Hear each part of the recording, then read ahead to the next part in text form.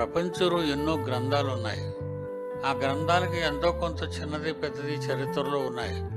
చరిత్రలో ఉన్నవి రాణించలేదు ఈరోజు ప్రపంచంలో.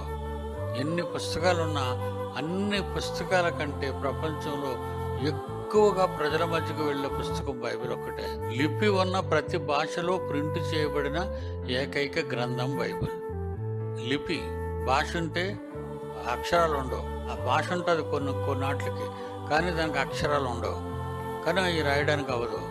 కానీ బైబిల్ మాత్రం లిపి ఉన్న ప్రతి భాషలో ప్రపంచంలో సుమారు 1000 అంచనా, సుమారు 1000 భాషల్లో రాయబడింది, తర్జుమా చేయబడింది బైబిల్.